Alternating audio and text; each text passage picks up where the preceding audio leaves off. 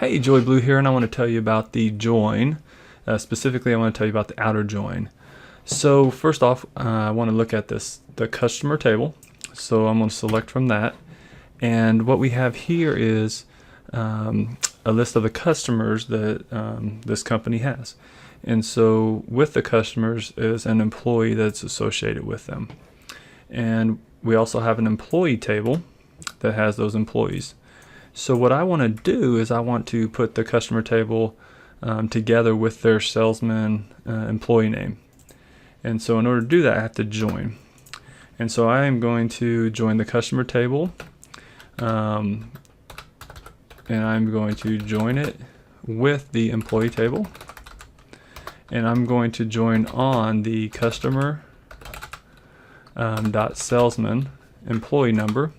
I want that to equal the employee table dot employee number. And so let's do that join and see what we end up getting. And so we've got 4 rows here.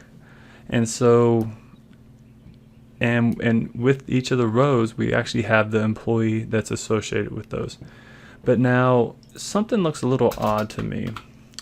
If I go back to just the customer table and I query that, there's 6 customers and I only got 4 of them. And so that bothers me because I really wanted a list of all the customers with their salesman employees.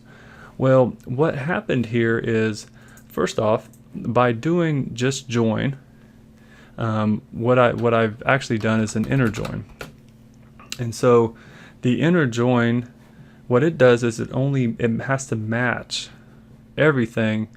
In our case, the salesman employee number over to the employee number. Well, these 2 customers don't have a salesman employee associated with them. So when we try to do that equal to, it throws them out. And so we miss them. So if we review this again, we only get those first 4 customers.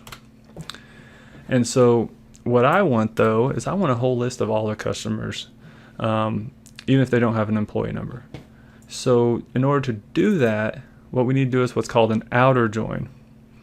And specifically, we need to do a left outer join. And the reason we do a left outer join is because we want everybody in this left table, the customer table, even if they don't exist in the employee table. And so let's do a query and see what happens. Now we've got everybody that we want.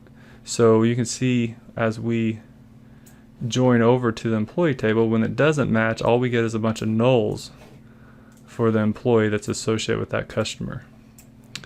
And that is the whole list of what we wanted. Now we could bring some columns forward, so we could look at like the employee name,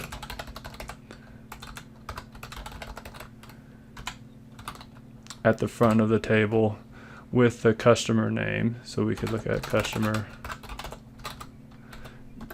dot customer name, and then just get everything else. And so we can reorder our columns so we can get a better picture of what's going on here. So we can see what customer is with what employee. And so that's what's called a left outer join. And that's different from an inner join because the inner join has to match, while the outer join, if it doesn't match, it still gets everything. In this case, since it's the left outer join, it gets everything from the customer table, even if it doesn't exist in the employee table. So that's an introduction into the outer join that's in the SQL language.